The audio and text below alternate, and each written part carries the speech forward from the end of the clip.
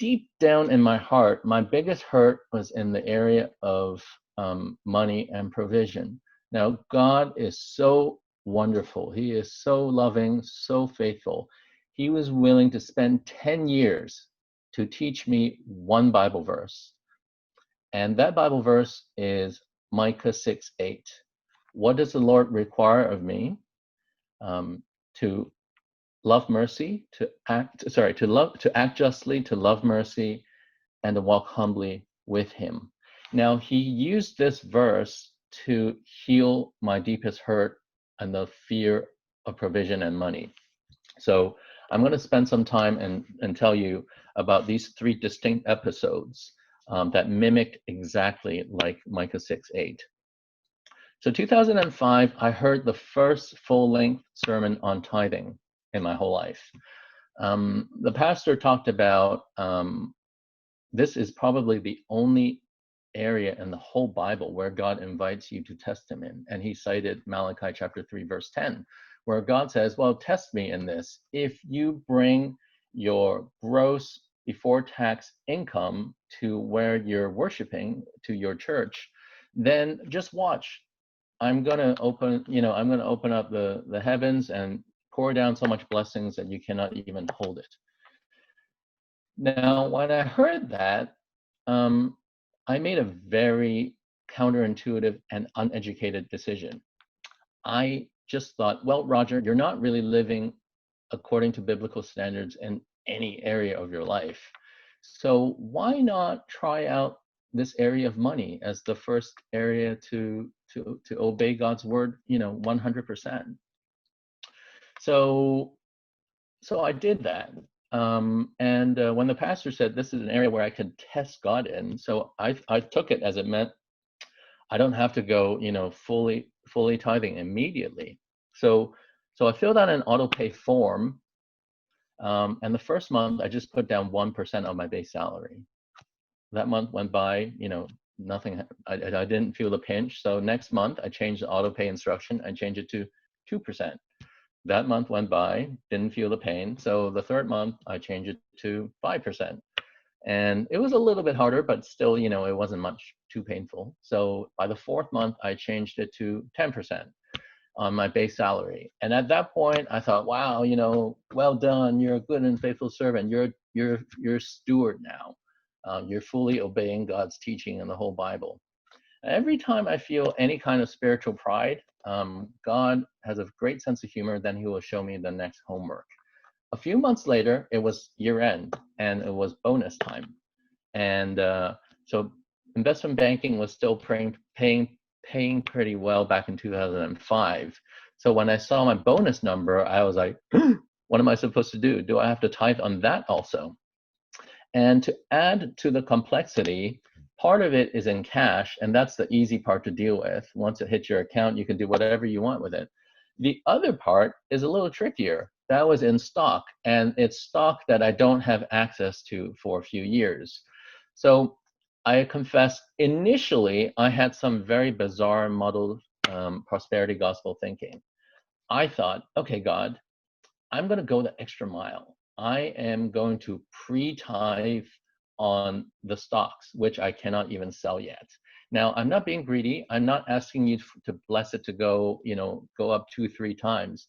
But if I pre-tithe, would you at least put a floor and give me some protection on the share price?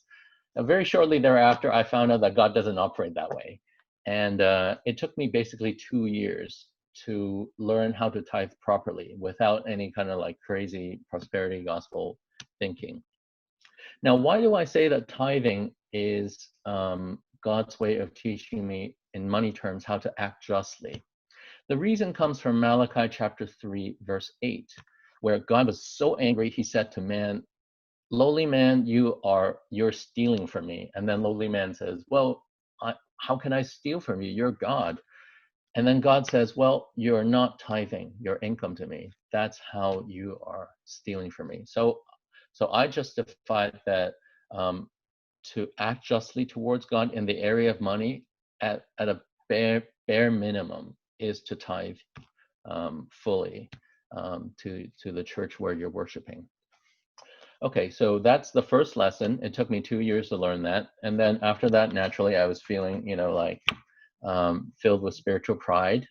Through some fancy analytics, I figured out where I ranked in my church in terms of the tithing amount. It was confidential, but they gave out the information in brackets. So I figured that if anyone gave more than me, then this condition wouldn't hold true. So that's how I figured I was giving the most in my church. So filled with spiritual pride, God then shows me the next leg of my homework.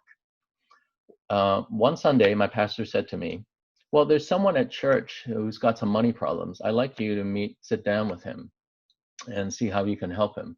So, assuming that my pastor wouldn't have just invited me to attend to someone's money problems, I walked into his office and there I saw this brother and my pastor. And I thought, well, I guess, Pastor, you really do think I'm a good steward. You've only invited me to to listen to this brother's problems.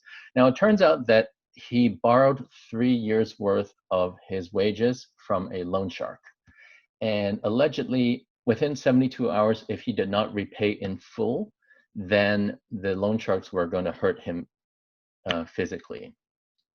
So I thought, well, God brought me here for a reason. There must be a purpose, and God had blessed me with in my finances.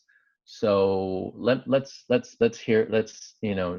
not say no immediately. So I asked this brother a few due diligence questions. I didn't think there was a lot of time to circulate by email and see, if other people would join to the rescue.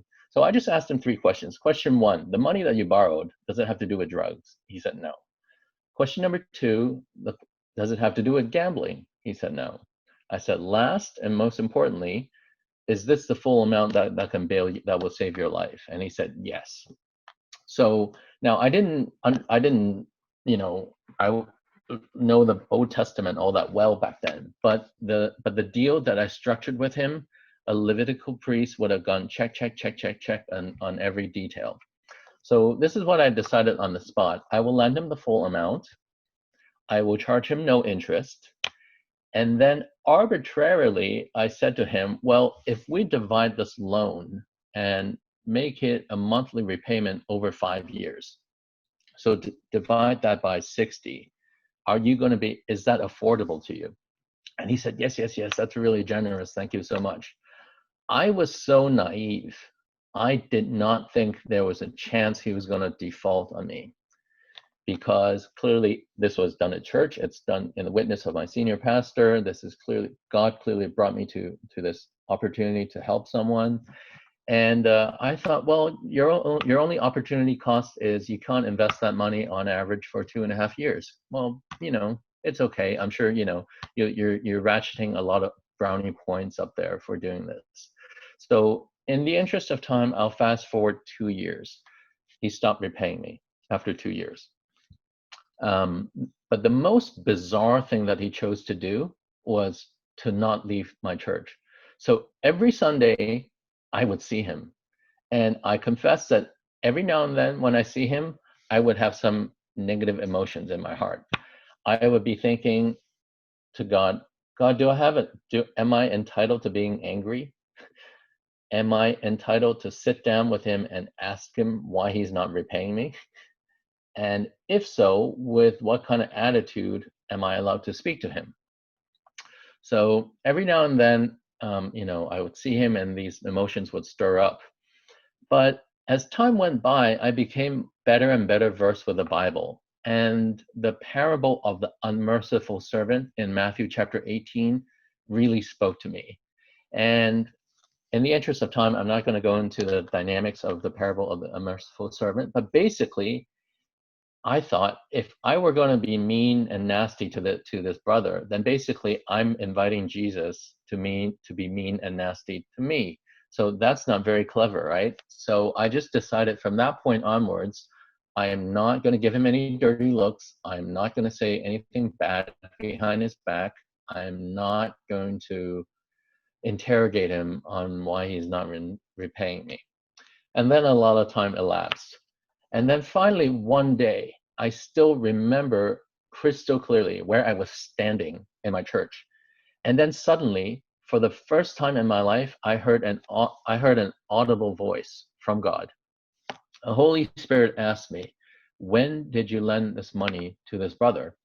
So much time had elapsed. I actually had to pull out my BlackBerry at the time and look in the calendar. And then I answered the question. I said, "God, I made the loan to this brother in 2007. That day was in the year 2014. At that point, I became better versed with the Old Testament, and I knew immediately why the Holy Spirit spoke to me directly for the first time that time. It was the seventh year. It's the year of debt forgiveness. So God was asking me, essentially, are you willing to forgive him of this debt? Now, I quickly justified that, well, if the maker of all heaven and all earth chooses to speak to me for the first time, and if I don't respond positively to him, that's basically like showing him no face. That's not very clever, right? So that, along with a whole host of other reasons, I chose to basically say to the brother, let's rip up the loan agreement. You don't owe me anything anymore. I'm pleased to report to you that today he and I are very good friends, and he has blessed me and my family in a lot of different ways. So praise be to God. This 7-period journey, I think, loosely qualifies as a lesson on how to be merciful in money terms. So the first 2 lessons down, and it took 9 years, and then you can be sure that I was filled with spiritual pride. Not only was I tithing a lot, and now I even learned to basically, cancel a loan after 7 years at the prompting of the Holy Spirit. And then it was my third lesson. December 2014, I was diagnosed, well, I shouldn't say diagnosed. I was never clinically diagnosed, but I was suffering from panic disorder or anxiety disorder. And the reason was money. So I knew I had not arrived because I thought, well, if you're such a good steward, then money shouldn't be bothering you. It shouldn't give you a panic disorder. What happened was, ever since I started tithing in full in 2007, my income just went like this. It just kept going down, down, down, down. And yet there were expenses that I was unwilling to decrease. For example, the monthly amount of money that I support my parents and my grandmother, I just refused to decrease that because I didn't want to lower their standards of living just because I was making less money. And then at the end of 2009, I got married to Sylvia, and then we bought our place in 2011, and our daughter Danielle was born in 2011, and then our son Enoch was born in 2014. So you get the picture. The expenses just went going up, up, up, up, up, and then my income just went down, down, down, down, down. So every month in 2014, starting in January, I had negative cash flow. And over the whole year, basically at the end of the year when I was taking my Christmas break, I was basically staring at this hole of negative cash flow. And I think that's what triggered my my panic disorder. So I prayed. I said, Lord, I'm not greedy. Can you please give me a bonus on an after-tax basis that it would cover, that would balance my expenditure for the year? And then God is super faithful. In a few months' time, in early 2015, he gave me exactly that amount. On an after-tax basis, it balanced my budget for 2014. But then I was saying, God, is this how you want me to live going forward? This is not really fun, being in a cash flow like hole, and then getting bailed out in the end. Right around the same time, my pastor said to me, well, Roger, you head the stewardship committee at our church, and we probably don't teach enough on Sundays about stewardship and generosity. So why don't you go and find a course somewhere and offer it to the congregation? So I did that. I found the Crown Financial course, and then the very first lesson the very first verse that the guest lecturer quoted, it was like a pin dropping. It taught me, it revealed to me what mistake I've been making my whole life. That verse was Psalms 24, verse 1. The whole earth and everything in it, it belongs to the Lord. So what has been my problem, despite being a quote unquote good steward and being merciful with my money? I was on a revenue split model with God. $100 of income comes in, the first 10 is yours, God, the other 90 is mine. How I save it, spend it, invest it, plan for the future, that's my business. Thank you very much.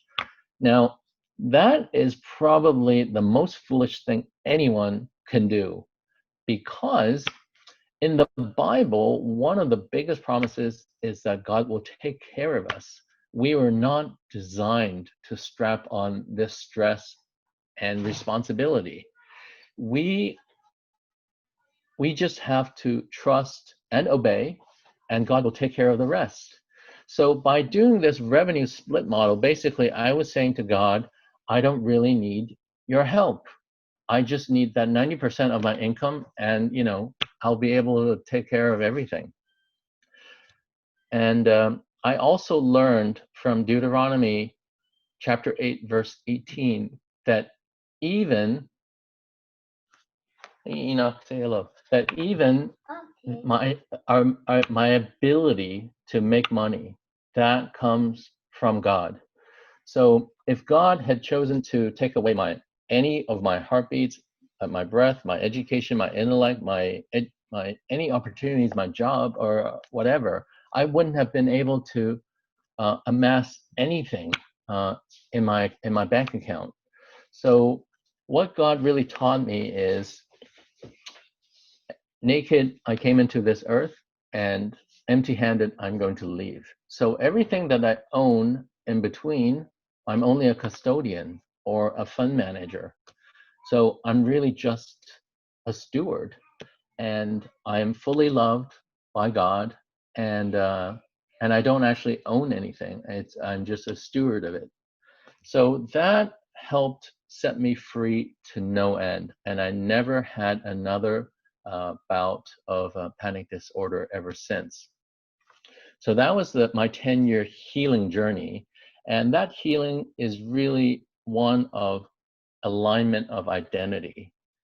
Instead of thinking that I had to rely on myself and to make a lot of money in order to sustain my lifestyle and also my family's, I'm just a steward, and everything that I have, everything that I've been able to achieve, it all came from God, and that all of this actually means nothing to Him. The real KPI is, do we recognize that everything we have is received with open hands? And God is going to place within our sphere of influence and within our sphere of vision, people who are less able to take care of themselves. They are also God's children. Jesus also died for them. Your KPI is, are you willing to use these resources that you freely received? Are you willing to freely use it to help others? If so, I congratulate you, because this is how we accrue eternal riches.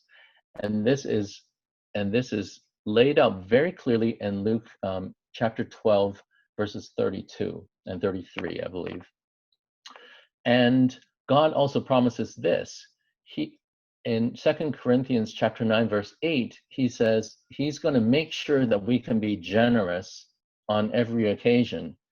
If he doesn't replenish my resources, how can I manage to be able to be generous on every occasion? So this is the super cycle of provision. God gives to me. If I'm willing to freely help others with it, he sees that I'm a good safe pair of hands, and he's going to give me even more as an asset under management.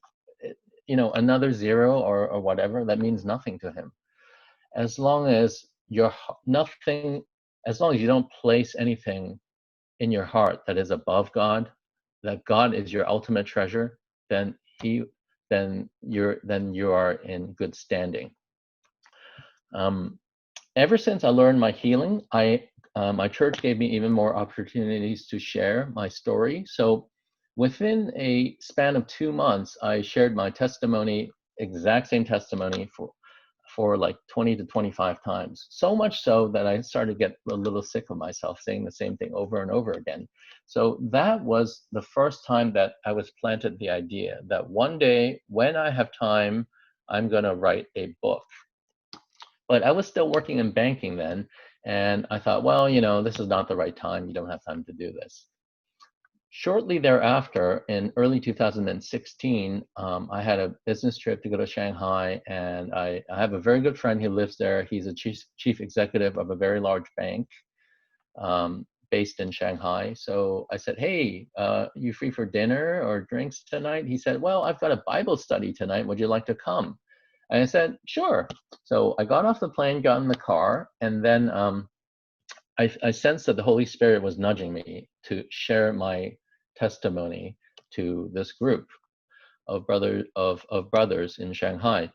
So now I didn't want to be rude, so I asked my friend, hey, what have you got prepared for tonight's lesson plan? He said, well, it's been a really busy week. I haven't been able to plan anything. So I said, well, is it okay if I share my 45-minute stewardship testimony? And he said, yeah, that would be great. That would save me a lot of hassle. So I arrive at this 5-star Pudong hotel, and I go to the Chinese restaurant. And without asking the maitre d', I just assumed that, now given that this is Shanghai and you're doing a Bible study, it must be in a private room, right? So I turned to the wing where it's all private rooms, but the maitre d' stopped me. He said, oh, who are you looking for? I said, oh, I'm looking for such and so. He said, oh, no, he's on the other side. Well, I thought, well, what could be on the other side? So I look over, and it's this vast open dining space, and the captain was pointing at the center middle table where it's in this vast open space, and I thought, wow, this is interesting. This is China, and you're doing a Bible study in a pretty public space. So, but that wasn't the thing that worried me the most. I thought, well, I didn't make the reservation, so if anything happened, I'll just bolt. But as I walk closer and closer to the table, I really start to freak out. I was thinking, why is there a Forbes top 75 billionaire in the whole world sitting next to my friend? And I was thinking, Holy Spirit, you want me to tell that person that they actually don't own the money and that the money belongs to God, and that even their ability to generate all that wealth didn't really come from them, that it came from God? So I was really nervous at that prospect. So I sat down, and I was so pleased that they were serving some very nice wine and champagne. So I just went boom, boom. I just drank 2 glasses. And then I prayed. I said, Lord, please help me, give me the courage that I will not water down my message. And if anything, I pray that you will give me a fresh download that's with so much wisdom that it will edify anyone and everyone. And I discovered that when you pray prayers like that, God tends to answer, and he answered me immediately. After my bog standard 45-minute testimony, I really did get a fresh download, which I had never thought about before. And these days, wherever I go in the world, even if I'm only given 5 minutes to speak, I will have skipped everything I've told you so far. And I will only tell you about this download. This download now has a name. I call it the ultimate truth about money. And this is how it goes. If I'm honest with you, when I hear the words, God bless me, I'm really thinking about 2 things. One is having a lot of money and having a long and healthy life. So let's look at each factors individually. In terms of longevity, ever since Genesis chapter 6, verse 3, our lifespans have already been capped at 120 years. So even Moses only lived to 120. And despite thousands and thousands of years of medical advances, no one seems to have broken that cap. So let's take it as a given. We only get to live 120 years maximum. At the time of writing of this book, Bill Gates was the richest person in the world. At that time, he was worth 90 billion US dollars. Now, let's just say that God is even more generous with you. He loves you even more. He gives you 120 billion US dollars. So you have 120 billion US, you live for 120 years. So simple math, that's a billion US dollars a year. So, if we spend 3 seconds to imagine what kind of life that would be like, I think we would come up with adjectives like luxurious, comfortable, and stress-free, right? So now, innately, whether you're a believer or not, even if you're an atheist, innately as human beings, we know that we cannot bring money with us beyond the grave. But let's just say for a second that God allows you to bring that 120 billion US dollars with you and you successfully land in heaven. Friends, this is the moment your problem starts. Now, why do I say that? That sounds really strange. How long is eternity? I think for starters, that doesn't even do it justice. We need to add 120 zeros after the 120 years, right? So less than a minute ago, when we did the simple math of 120 billion US divided by 120 years, we thought it's comfortable, luxurious, and stress-free. Now, you bring that money with you, you land in heaven, but now you have to divide that by 120 followed by 120 zeros. Now, what's the answer to that? It's 0.00001. It is not even enough for you to buy a grain of rice. So the ultimate truth about money is no matter how much money you have, and even if you could bring it with you to heaven, it is still useless. We need to be rich towards God by accruing true riches that Jesus talked about so much. And it's simple. It's not about, whether you're ever chairman of a listed company. It's not about whether you make partner or managing director. It's certainly not about how big your bank account is. The KPI is zero. Look at the poor widow with the 2 copper coins. She was the only person of all time that was commended by Jesus in the area of giving. So ever since I received this download, God continued to have a direct dialogue with me, but the topic has changed slightly. The topic has evolved from stewardship to the ultimate truth about money, and then it became generosity. God, at very specific points in time, told me in different ways to give different amounts of money to different people or organizations. And there were 3 distinct episodes that happened in this order. It started out with small, and then it was medium, and then there was large. Now I'm looking at the clock. I only have 9 minutes. So I'm going to skim over a lot of the stories. The first story is probably the most applicable to, and I think everyone should be able to do this. 2016, I was worshiping at church, and then the seat to my right-hand side was left empty. As the sermon was about to start, this brother I've never seen before walked in late. I've definitely never seen him before in 14 years in worshiping. And he looked exactly like Kenny G. He was Caucasian, and he had that kind of Christmas tree kind of perm in his hair. And he was carrying a saxophone case. I'm a musician, so I recognized that he was carrying a saxophone case. And then when the sermon started, he brought out his Bible. I've never seen anyone's Bible that was so beat up. It was so underlined, so much notes written all over it. So I thought, wow, I should say hello to this brother. So after I said hello, I discovered that he is indeed a professional saxophone player. He just lost his job. He used to play on a cruise ship, and now he was basically playing music in the streets of Hong Kong, trying to earn a living. And now our worship band does not have a saxophone player. So I thought, well, if he's so willing to stay, then maybe he can join our worship team, and then our music can improve. So I brought him to the worship band, and then they started having a conversation. And then all of a sudden, I heard God say 3 words to me: give him money. So I stepped aside, and then I looked in my wallet, and I was checking, how much money I had on me that day.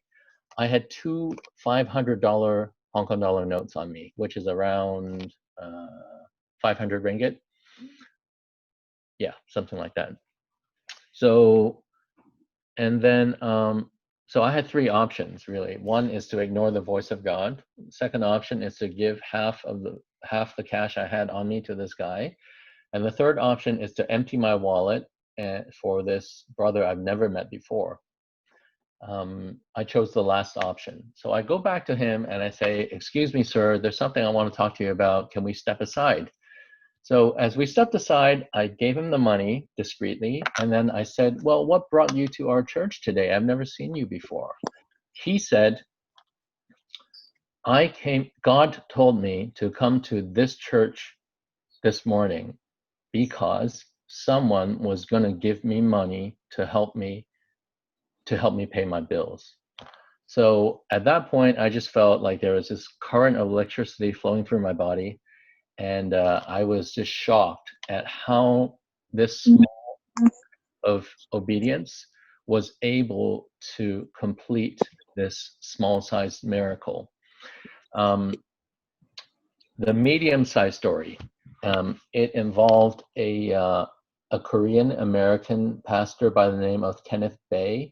He was jailed in North Korea for 2.5 years. He was set free in 2016, and he came to my church to share his story in early 2000. I was very impressed with this story. A few months back, he came back to Hong Kong, and a brother at church organized a small group dinner for him to share. I was in attendance with my wife. After dinner, he started, sharing the agenda for calling this dinner, and he revealed that he wanted to start a new ministry that had 24/7 prayer for North Korea and to help a lot of the ex-North Koreans who are now living in South Korea to get adjusted to a new life and to get them to know Christ. Now, suddenly, I heard a number. Now, the dinner was in Hong Kong, so naturally that number should have been in Hong Kong dollars, right? But it wasn't. It was a very specific number in US dollars. And my first reaction was like, no, God, please. This is too big of a number. So immediately I asked Kenneth Bae a question. I said, "Do you have any idea how much money you need to raise right now to start this new organization?" He said, "I have absolutely no idea." So I thought, phew, so maybe I could ignore it for a while. 2 months later, I received an email. It has a very detailed plan on, line by line on what the expenses are and how to set it up. And at the very bottom of the email was a nice round US dollar figure. It was exactly the same number that I heard at dinner a few months ago. So I struggled for a long time, and in the interest of time, I'll just tell you the punchline. A few months later, I ended up paying that amount. I ended up giving that amount in full. But his budget increased by 40%. So it took 2 other brothers and sisters who were also in attendance at dinner that evening. It also took their faithfulness in order to kickstart this ministry for Kenneth Bae. So God taught me 2 things that through this lesson. One is I'm not the only game in town. That he also relies on, that he also gets other people to accomplish his missions. And then the second thing is, it's his money. I'm his custodian. I'm his steward. So whatever amount that he tells me to give, do not nickel and dime with him. Now, I am again looking at the clock. Chairman text saying, can I get another 5 minutes? Yes, please. Okay. Please, go ahead, yes. Okay, I will complete the large size story. Again, it was 2017. My pastor started to have thoughts about buying our own church premises in Hong Kong. And once I heard it, I was filled with joy in my heart, and I really wanted to give towards this project. And so I looked into my cash statement, and I decided on an amount that I thought was generous. But then I did the math a little bit more, and I realized the problem. The problem is we have a pretty small church. We only have about maybe 70, 75 family units. So basically, every family unit would have had to come up with that same figure in order before we would have any chance of being able to buy real estate in Hong Kong. So I turned away from my cash statement and I looked at my balance sheet. I looked at what assets I had that I could pledge or sell towards this. There was this one stock that was US listed. I bought it during the tech bubble in 2000, and it was $10 at the time. Back then, it was a gaming chip business, meaning if you play video games, normally there would be one of these chips in the computer that would help boost the computer graphics. I did not sell it for 17 years, and unbeknownst to me, it became a leader in the space of artificial intelligence because of its prowess in computing power. So from a $10 stock, it went up 10 times and it became $100. So by definition, it became my largest and most successful investment. And so I thought, well, if it continues to be a leader in the AI space, then it can easily go from 100 to 1,000. So I made this pledge to God. I said, Lord, anything above 100, whenever and wherever you tell me to sell it, I will give half of that profit to you towards buying church premises. I made this promise probably in May or June in 2017. In October, my department got shut down. I lost my job, and instead of immediately looking for a new source of income, I said to myself, you've talked about writing this book for years. Before, your excuse was you don't have time. Well, now you do. If you don't write it now, you're never going to write it. So I thought, okay, let's do the book, and this will be my own form of Matthew 6:33. So I thought that by writing the book, getting a lot of good commentary on it, and finding a publisher and getting it published, that would be my way of seeking first His kingdom and His righteousness. And then, God says He all else will be given to me, right? So I thought that He's going to give me back my normal salaried life thereafter. So I thought, but we'll get back to this very soon. So I lost my job, and 3 months later, my governing period was over. And for the first time in 25 years, I could buy and sell stock freely without any prior approval from my bosses. End of January, it was Trumponomics. The market was good. There was talk of maybe inflation creeping in. So interest rates were starting to get a little jittery. People were starting to worry that rates might go up. I remember so clearly, it was a Friday, February 2nd. The Dow Jones Index, out of nowhere, dropped by an unholy index number of 666 points. Besides this unholy number, I was a bit anxious about what to do with my stock, particularly the one that I had pledged to God, because in a short span of time, it had gone from 100 to over 200. It had more than doubled already.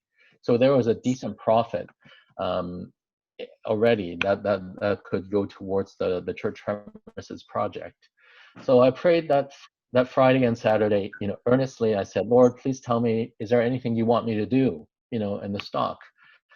Radio silence. I slept so poorly on Saturday that I got to church late on Sunday, and I hardly remember what my pastor was saying, except he said this one line that seemed completely uncorrelated with what he was talking about. And I still remember very clearly what he said. He said, normally when God speaks to us, it's in a very soft voice and with very clear and simple words, because He wants us to understand without any mistake. Right after he finished that sentence, I heard one word from God: sell. Now, I thought, okay, I've had lot of experience from hearing from God, so I know this is definitely from you, Lord. But now, couldn't you be a little bit more specific on when to sell, what to sell? Because, well, for the past 25 years, my professional training has been I definitely should not sell tomorrow, because normally when there's a big dip um, in a bull market, chances are it bounces back the next day. And you don't sell them to the dip, Lord, you buy the dip. Um, so I thought, well, I will take this as a well noted with thanks kind of commentary. I will remember this for sure, but Lord, as you give me more instructions, I will do it. I promise you. An hour later, I drove my wife and kids to watch a children's show, and I was grateful that my wife didn't buy me a ticket. So I was able to do my quiet time in the car. My quiet time routine for the last 6 years is as follows: one chapter of Proverbs, one chapter of Psalms, one chapter of Old Testament, one chapter of New Testament. So that day was February 4th. So the Proverbs for that day would have been Proverbs chapter 4. Now, I cannot explain to you why 2 weeks prior to this event, all of a sudden I had this inspiration that I have been reading the NIV for too long and that I needed to change to another translation. So arbitrarily, I changed to the Message. So Proverbs 4 verse 5 in the NIV, which I have read, dozens and dozens and dozens of times before, said this: get wisdom, get understanding. Now, that has nothing to do with investments or anything, right? When I read Proverbs 4 verse 5 from Eugene Peterson's The Message, I almost fell out of my car. He translated it as sell everything and buy wisdom. So as I said it just now, I still feel this electricity current going through my body. So this was the first time that God went multimedia. Not only did I hear his voice, this time it also showed up within an hour in the written word. So right there and then, I knew God meant business. So I just decided I'm going to sell everything tomorrow, because I've accrued this track record of obedience for quite some time, and I'm not going to let some stocks get in my way of my conscience of being perfectly obedient to God. So the next day, in the morning, I sold Asia. In the afternoon, I sold Europe, and in the evening, I sold the U.S. By 11 p.m., I sold everything in my portfolio, including the stock I had pledged to God for church premises. I sold that stock at 227. So on a per share basis, there was $127 of profit. Half of that I gave to my church. That evening, I slept incredibly well. The next morning, I got up. I prayed a very unusual prayer. I said, Lord, please help me to not feel so stupid when I switch on my phone, and if I see everything has rebounded, please just comfort my heart. I only sold everything because I wanted to be your obedient child. Now, I've been married to my wife for about 10 years at that point, and I had never woken her up because of the stock market. So that morning, when I got out of bed and switched on my phone, I could not help it but to go, Sylvia, Sylvia, Sylvia, Sylvia, you're not going to believe it. The Dow Jones index dropped by another 1,500 points that night after I had sold everything. So again, I feel this electricity current going through my body, and I was having all these different thoughts. I thought, wow, maybe you've upgraded to, super steward status. God is even now telling you when to sell high. Keep praying, maybe one day he will tell you when to buy low. And, the more asset under my management, the more money I can give to others and help the church, da da da da da. But God just kept telling me to be still, and to do nothing. So for the longest time, over maybe a year and a half since that day, I did not touch the stock market. So, and if I may use one last minute to conclude my story, why I chose not to go back to finance.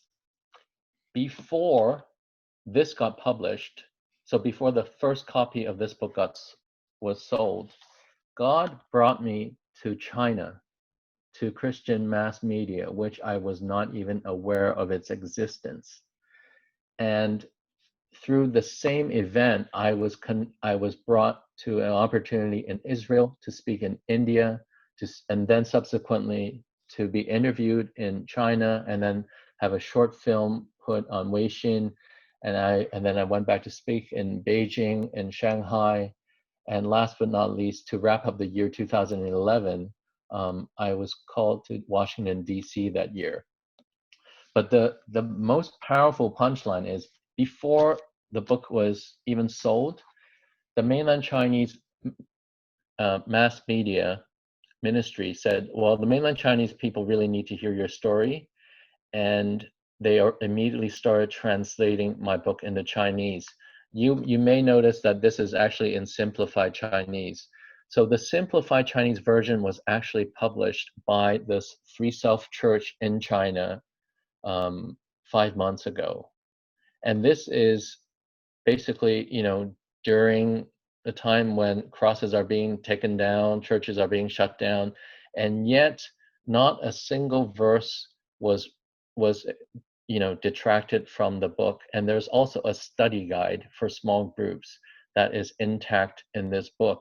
And the most beautiful thing is, I don't get a penny from sales from this book, because the Three Self Church publisher does not cut any deals on royalties.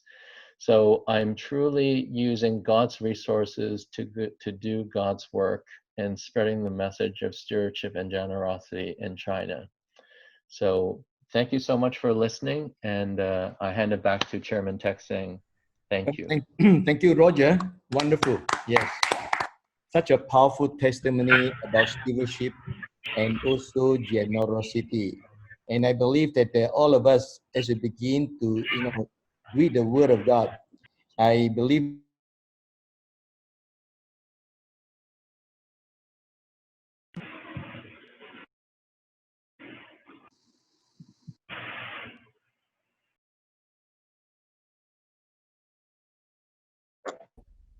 sorry, I didn't unmute myself.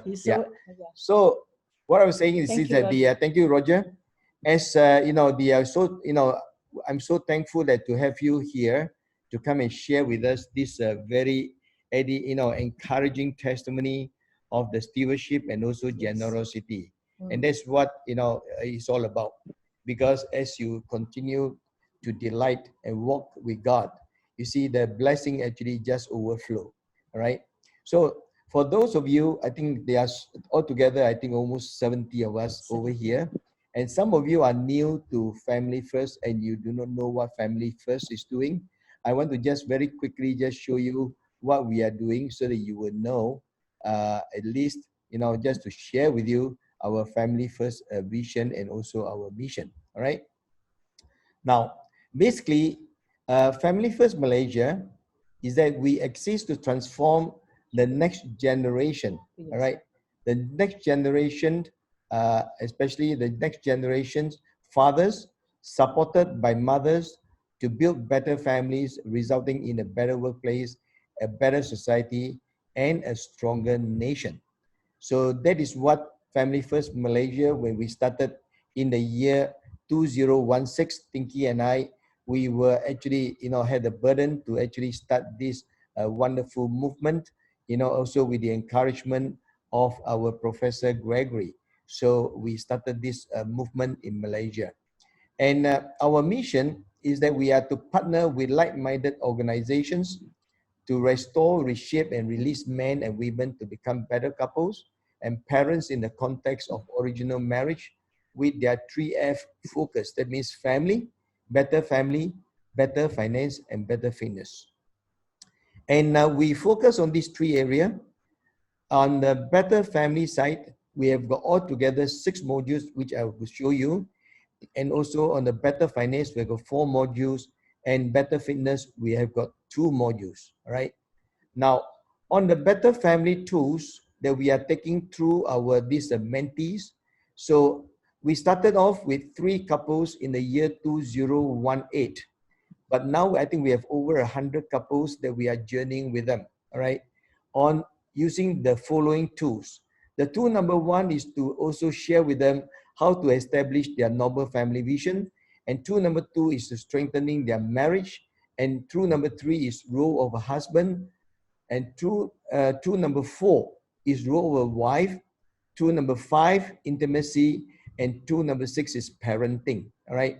So each tool will take about 60 to 90 minutes to actually give our mentees some handles. And after that, after they have learned these tools, so that they can impart to their respective couples whom they have actually brought into to actually mentor them. And the tool number 7 actually will be on the principle of financial stewardship. And today you have heard the powerful testimony of this Roger, in terms of how he, really God used him mightily to actually plow the resources into the kingdom. And tool number 8, we are going to have the God's purpose for money, talk about God's purpose for money. And we will be inviting another very, very, I would say, prominent investors who will be coming on. So I have not confirmed with him yet, but very likely that we will get him to actually come and share with us on God's purpose for money with us. And the tool number 9 is managing money as a couple. We realize that especially during this lockdown, 30 to 40% of the couples are quarreling, arguing because they do not have enough money. So that's why it is important for us to always, make sure that we have sufficient reserves. And tool number 10, we will be talking about financial freedom, all right? Financial freedom. And tool number 11, we will actually talk about the cultivating a positive personal habits, so that we will have we will continue to grow old, and gracefully, right? So that once we are healthy, physically, emotionally, spiritually, and financially, then we will be able to actually grow old gracefully, all right?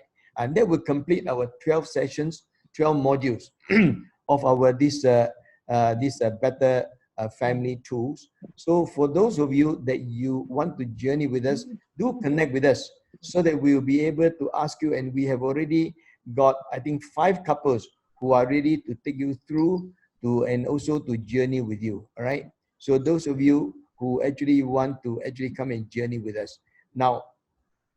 So let me just stop share here, and I'll get through to another one onto the what we are doing right now is that Family First Malaysia, we are going to have this particular contest, all right? The contest that we are going to do is that we will do this contest and photography contest, okay? Now the photography contest, sorry, I think the thing is out of picture. Sorry, yeah. Yeah. Now let me just, yeah. It is to celebrate Mother's and Father's Day, all right? So we are going to have this contest. That means for those families to join us to especially take family photo. So what you do is that all you have to do is to send a creative family photo to us, and so that we will be able to actually judge them, assess them to this information. So those of you, you can always start sending this info to us to info@familyfirstmalaysia.com, and also take on your photograph on the Instagram on the FFM for you, and you will, you will actually stand a chance to win grocery vouchers up to 500 ringgit. All right. So, and we will also, the photos will be judged based on 4 categories. All right. Best family, best couple, best dress, and the most creative. So we will actually use this as a contest, so that all of us can actually go and come in and also join us. Now, please take a picture of this use of handphone. Take a picture of this this photo. So you can go into the Facebook, you can go into Instagram, you can also go into the LinkedIn, all right, to actually follow us and also to join us. So, and also you can invite your friends to also submit their photograph. So for this contest, because this contest, we eventually go into our this Family First Global website that will be viewed by about 3 million people, all right? So we want to actually allocate this time to Q&A for Roger to answer some questions. So are you ready, Roger? Okay, so good. So let me just stop share. Okay, Roger. Now, if you have any questions, perhaps you can post it onto the onto your the chat site, or you can raise up your hand. All right. So let me see. Let me see. Okay. Let me see. I think May May want to ask question. May May. Excuse me, hold on. Okay, because we have 70 participants, I think it's more than that because some of you share some gadget to come in. So what we do is, it's best that whoever wants it, please put into the chat because we can't see everybody on the screen. Put up your hands and we will get you in. I have one already here, Serene. Serene, you have a hands up. You have a question? Yeah, you have a question. So please unmute. We unmute you. You put in your question. Serene, are you ready? Serene Ng, we see your hands up. Can I get you to ask? If you're not ready, can I ask? Okay, Mei, can you just yeah, Mei has got a question. Mei, can you unmute? Yes. Yeah, unmute. Okay, I'm speaking. Yes, Mei. Brother Roger, I'd like to find out what are your thoughts on the post-COVID-19 on the currency US dollar versus ringgit? Because if I understand from the book of Revelation in the Bible, it says that the currency will crash. So what will happen to ringgit in your point of view? I know there's no point stacking our ringgit in the bank account, but you know, on the natural world, what do you think will happen to the US dollars? Thank you. Okay. Well, I don't profess to have any insight on dollar ringgit, but I do have one insight which I'm already putting into action. Every time there's increase in quantitative easing, the gap between the haves and the have-nots will only increase because of asset inflation. My own view is whenever this pandemic is under control, because of all this cheap, free, or zero-cost money has been pumped into the system, and I think we're already starting to see signs of it. For example, the NASDAQ is already up for the year. That's insane. I think once there's even more light at the end of the tunnel in terms of the economy's reopening, assets are going to skyrocket. So what I've done is God has really changed my heart. Before I was trying to take the minimum risk and guarding my quote unquote nest egg and trying to take minimum risk, not going into equities and just trying to cover my family expenses. But on my birthday a few months ago, God spoke to me powerfully through Psalms 23, which was my Psalms reading that day. Verse 3 says, He's going to make my path straight for His name's sake. I have so much burden in my heart for the poor and disenfranchised that now I am going full throttle in all different asset classes. And my goal is to generate more money, more returns, so that I can give more to help the poor. And it's no longer about raising my own standard of living, and I no longer worry about the provision side. So I just take that as a given now. God will take care of me. But how can I give more? I was constantly struggling with being the one talent servant, in that if I keep on just trying to, make ends meet this way, I will never be willing to give away my quote unquote nest egg.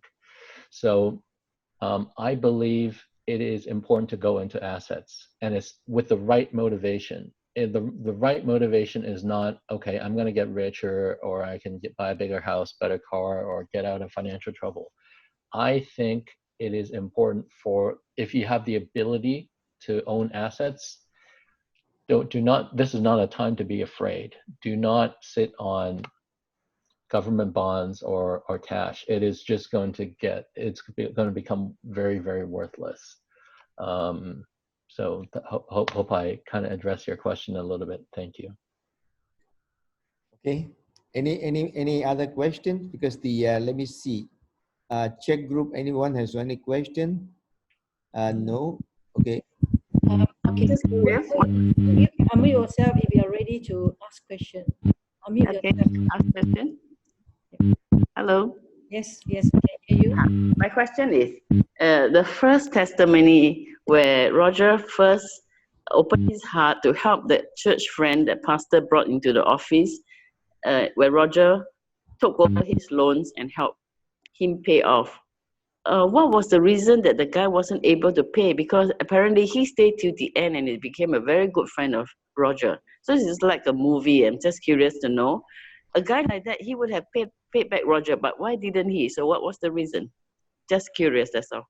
I never asked him.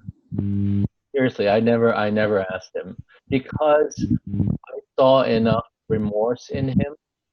Because at church, if I see him, he would suddenly just avoid eye contact and try to turn the other way. He was embarrassed, and I just didn't feel right to pick under his nose and ask him why didn't. I mean, if he could have paid me, I'm pretty sure he would have. So specifically why he wasn't able to pay me back, I just didn't even want to ask. Okay, great. Can I add this one? Because I understand from some teaching, they say that, God always, in an amazing way, to bless the person with a heart to give, to be obedient. You always give to people who will never give you back. And this is called blessing from the Lord. Yes. Yeah. Roger, there's a question. It says how to strike a balance to live a life of Christian in corporate world if corporate KPI crash with Christian KPI. Well, this is hard. I think it's not a few lines from that could be a straightforward answer. I think it's really important to pray about it. Now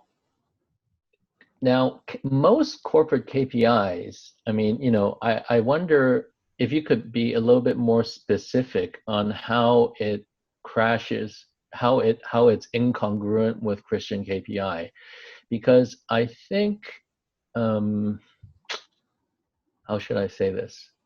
I mean, if the corporate KPI is to, I mean, if you can give me a little bit more flavor on how it conflicts with Christian KPI, because I would imagine it's, do more sales, or, reach more people, or make more money, or, so on and so forth.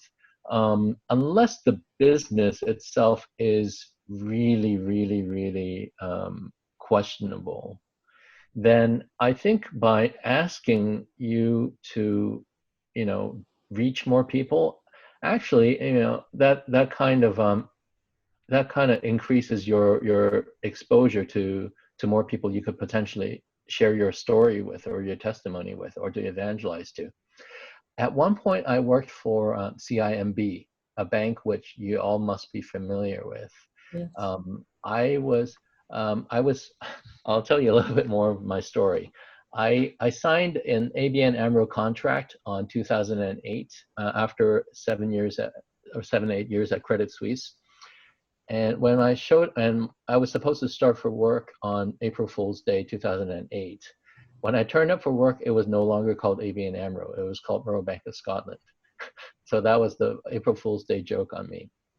Shortly thereafter, it was there was a global financial crisis, and then a few years after that, RBS decided to throw in the towel on Asia Pacific. So they searched the world for a buyer, and CIMB ended up being the buyer for our Asia Pacific franchise.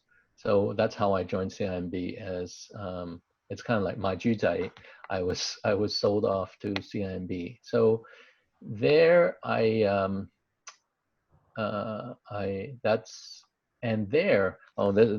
is the point. When I was at RBS, I approached a senior banker, very, very senior, and he was known to be a good Christian. I wrote him an email and I said, brother, what do you think about starting a Bible study or a fellowship in our workplace? He never spoke to me about it. He never wrote back to me about it. He never pretended to have received that email. So I just thought, well, okay, fine. And I won't, I'm not going to start the fellowship here. But after it became CIMB, it's really interesting how God works. It was at CIMB I started a Christian fellowship, and we met daily. And at first it was me and the Singaporean brother. We just did a devotional for 45 minutes. We came to work early each day. We did it for 9 months before, the first person, the third party joined us. And then it grew in numbers. It grew to maybe a maximum of 12 or 13 people at one point, and we met daily. And a lot of people became Christians this way. So I think technically, CIMB is, to say the least, it's definitely not a Christian organization, and yet God can help a Christian fellowship flourish in there. So wherever you are, I think as long as you're willing, God can help you to make the best out of any situation. Thank you. Yeah, Thank you. I have one question in the yeah. chat group. This is a very simple, direct question. Mm-hmm. Sure, this person will get comfort to hear you. The question is like that. Mr. Roger, you Mm-hmm. mentioned about tithings. Mm-hmm. What if I have my tithings to give to church? No extra cash in hand this month, but a church member asked for help on cash. So can I use the tithe money to give first? Okay. Well, I go by a few simple principles, and this actually, I learned this from the Family First global founder, the Honorable Ambassador Gregory Slayton. He talked about this verse a lot, and that is 1 Samuel chapter 2, verse 30. Yes. Whoever honors God, God honors him. So now, if you honor God in your finances, God will honor you in your finances. Now, this is not prosperity gospel. I'm not saying that he will definitely bless you like the next day or the next month or the next year. You need to have your heart in the right place. Now, having said that, as long as you choose to, well, I'm not going to give you any direct advice. I would just ask that you pray.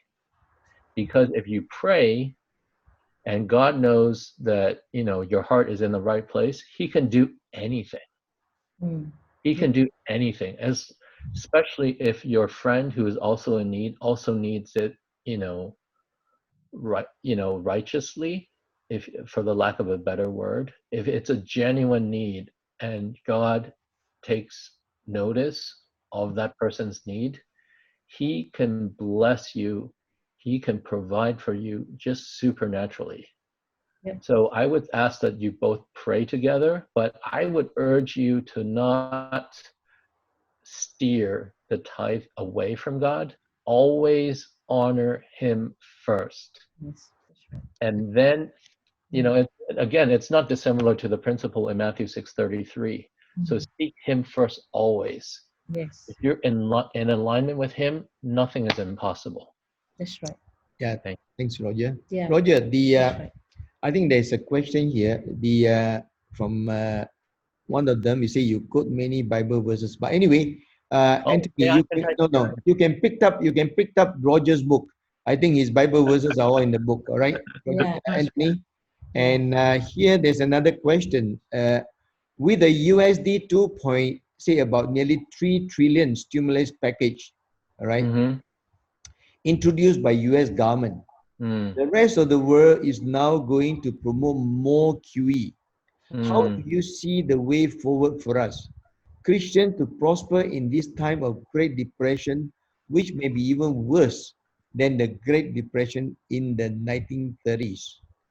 So mm, many of us have not practiced what Joseph did in the Bible, save in years of abundance so that we could use our financial resource kept away in times of famine. For the mm, next few years, as an experienced banker, what would mm. you see the fractional banking system would take us into?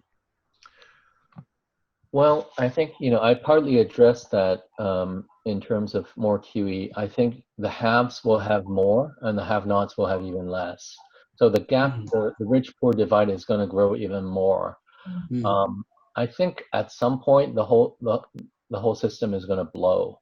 But until then, I don't think we're quite there yet. There's going to be one massive episode of asset inflation. Now, I think it is important for Christians to prosper, especially in this time. But it's not for self-enrichment. It's not for elevation of standard of living, but it's to help reach the people that God really cares about. I mean, if you look at Matthew 25, from verses maybe 33 onwards, God cares a lot about those who cannot help themselves, those who are sick, those who are poor, those who are hungry, those who. So I think we need to be wise. I mean, in a way, this is all just a game. No matter how much you earn, when we go to heaven, all this earth money, it gets resets to nothing. It's meaningless. But what you do with it now, you can not only enrich yourselves eternally, where that's where you really should be focusing on in terms of enriching yourself. You can also do this for Jesus. Jesus identified as, if you give him food, if you give someone hungry the food, you're doing that for Jesus. If you clothe someone who doesn't have enough warm clothes, you're doing that for Jesus. Can you imagine? Can you imagine how pleased God the Father will be? Wonderful. Yeah. Good. That's right. Okay. Now, Thank you. Roger, you mentioned about acquiring. There's a question put forward to you, asking you when is a good time to acquire asset. Well, okay. Before I ask that, may I ask for what purpose? Because that's most important. Where's your heart and why you want to ask this question? I I think. asked this question, Roger, because I want to acquire land bank for farmers, because in Mm, our country we may be running low in food. mm, So I don't know. It's just a calling. no, that's really cool. That's really cool. I think the time is now, because I think the time is now to acquire assets. I think you're going to see this massive, massive, massive asset reflation. Um, it's basically, it's for the wrong reason, but the whole system is being pumped so much rocket fuel right now. I've gone from taking practically very little risk to now I'm going full throttle. Now, I'm not guaranteeing, I'm not recommending, you to do anything that you wasn't planning to. I'm just sharing my own experience. I'm not a financial consultant, so on and so forth. So I want to give you all the caveats, but I want to not only do this to increase my ability to give to the poor, but also, even if it blows up in my face, this is going to be a testimony to tell that I was willing to let go of the safety net of my nest egg and the purpose for doing that was not foolishness. It may look like foolishness in the eyes of men, but I am very convinced that in the eyes of God, that it is taking risk for the right reason, and yeah, it's a testimony and to be unfolded. Sure. Yeah. Okay, another one for you, Roger. What is your view on cryptocurrencies? Okay. Now I had a sudden heart change about this. I'll tell you my view up till 48 hours ago, and then I'll share with you a question that I asked my private banker.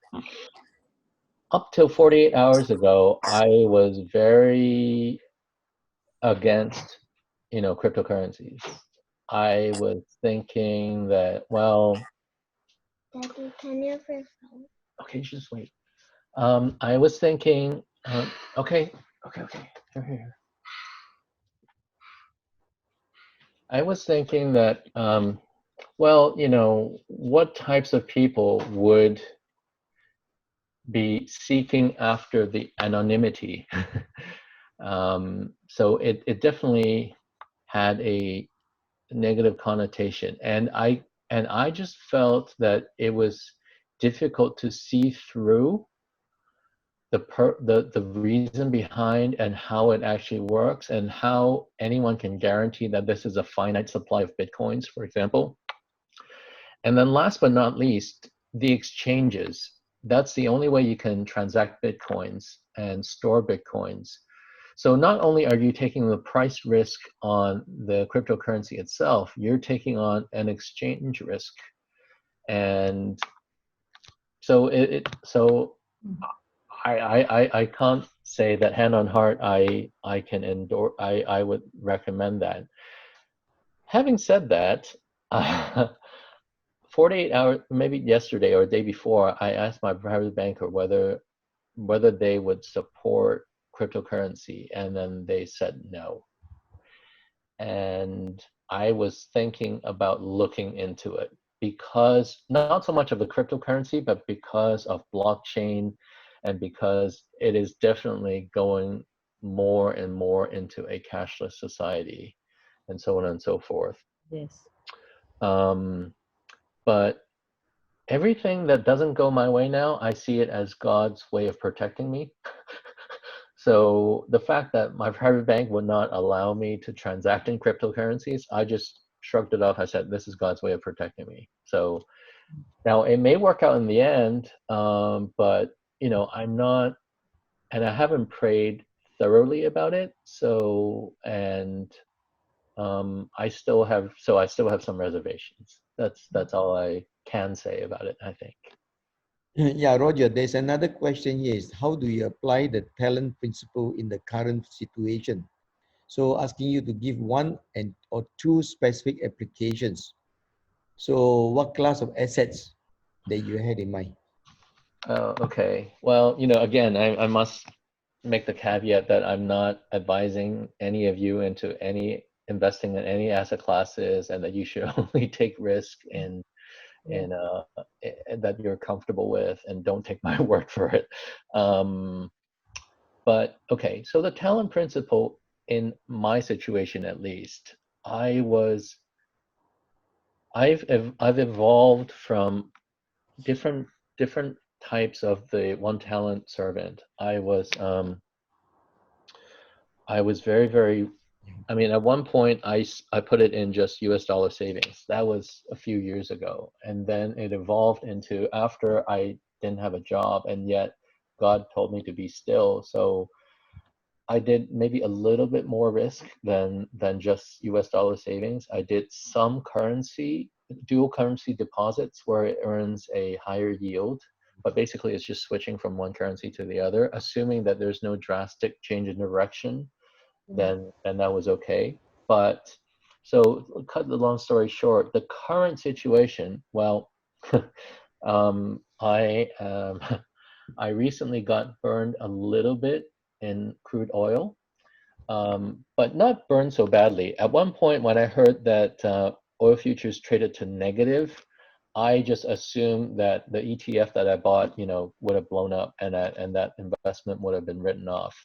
I was very pleased that the ETF actually had a rolling policy. It rolled into the next month's futures ahead of that catastrophe, but they also rolled into further dated. They rolled into September and then subsequently to October and December. So even though front month oil prices are back to the same point when I bought into oil, it is still at more than a 50% decline in investment value. But I am still convinced that you cannot press a balloon into the swimming pool for too long. It will pop, and it is so oil but it's a small fraction of my investments. I'm very big on gold and silver now.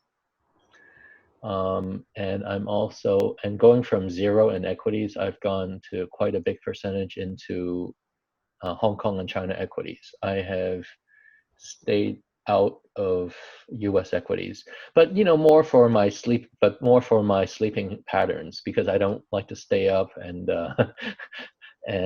so I thought, well, I think the future's in China, and so it doesn't really matter. I mean, I think it's best to invest in the market that's closest to your heart, and each market has enough opportunities, and so I just chose to invest in Hong Kong and China equities, together with precious metals and Yes. some high yield bonds, but not very much.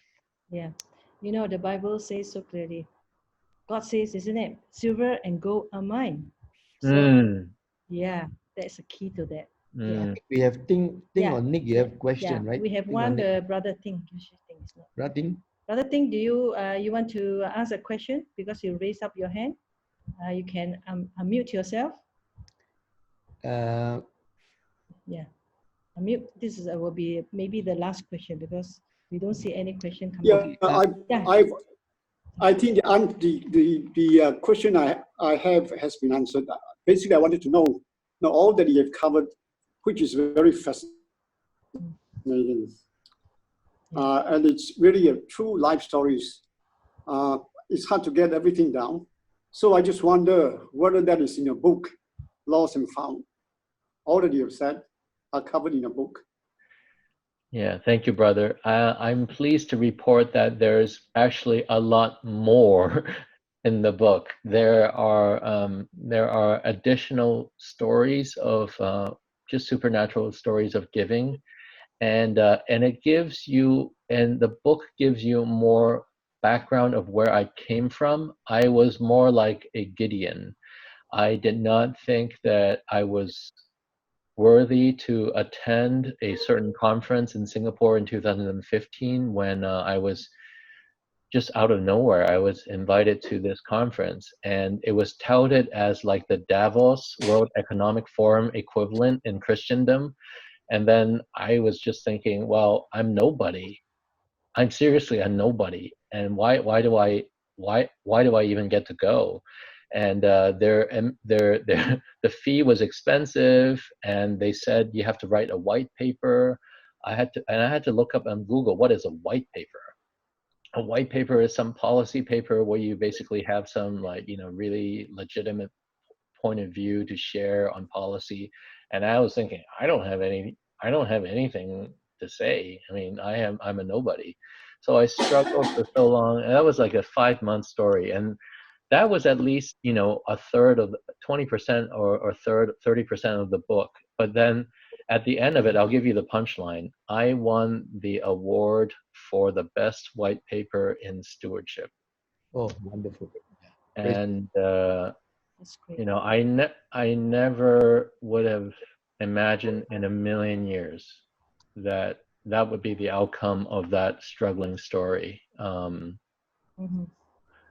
It was struggling right up to the 2 minutes before I got up to stage to do a panel discussion.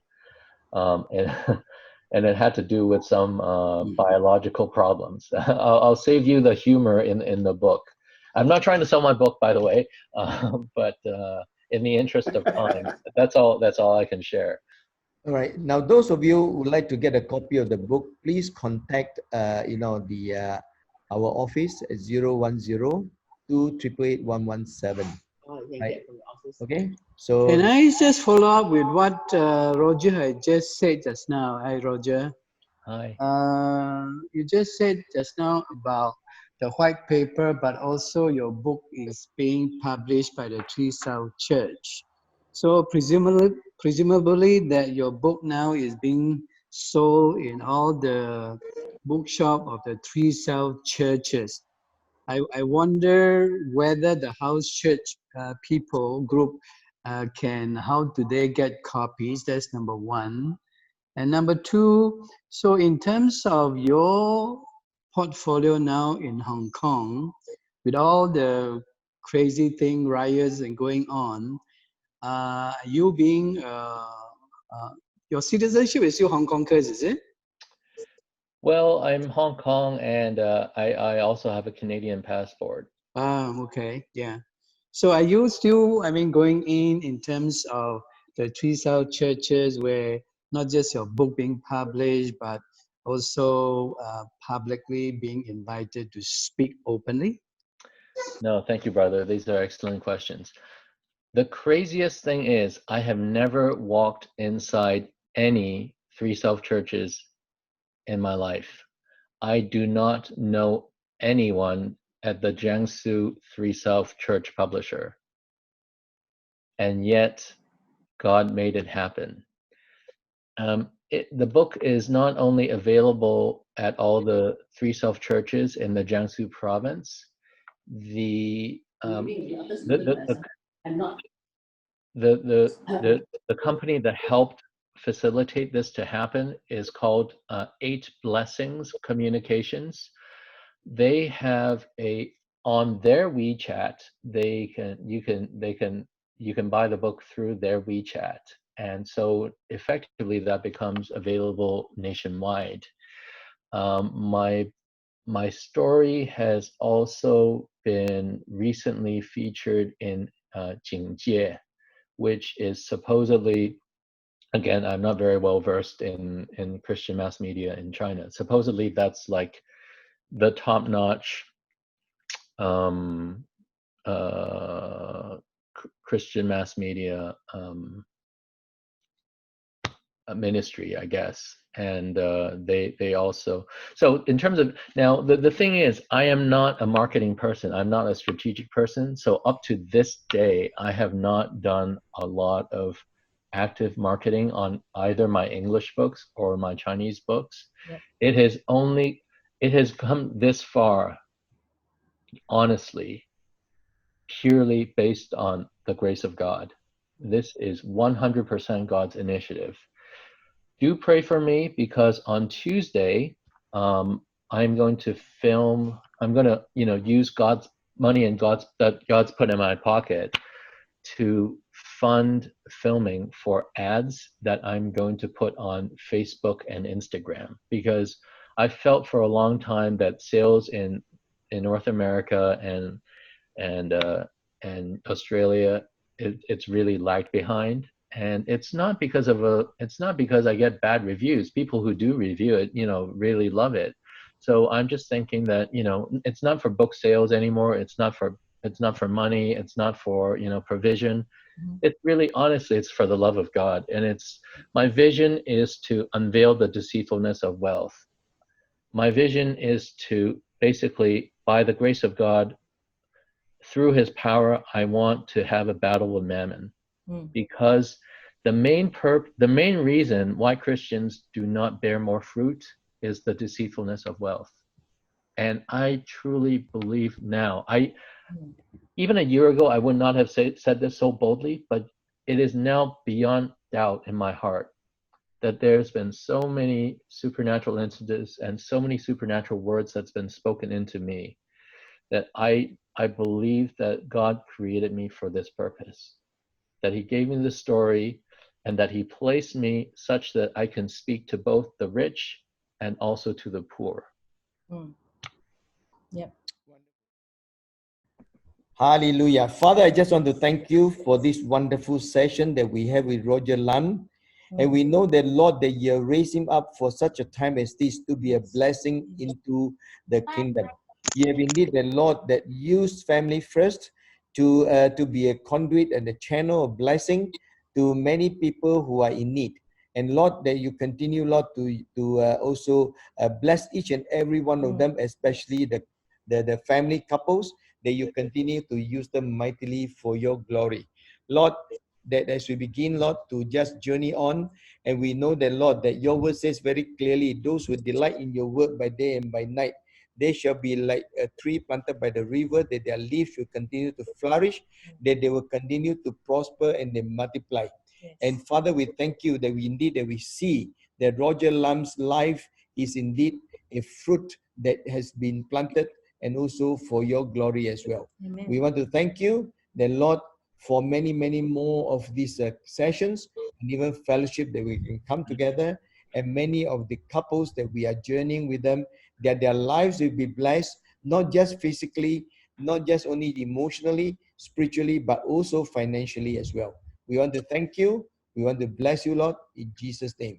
Amen. Amen. Thank you, everyone. everyone. Thank you so much. Thank you Amen. so much. Stephen. Thank Yeah. you. Thank you so much, Roger. A really wonderful time. Thank you. Same, same. You want to take another picture, Dixon? Yes, we take another picture. All right, just hold on. Okay. Okay, Yes. everybody smile. Everybody smile. At your best.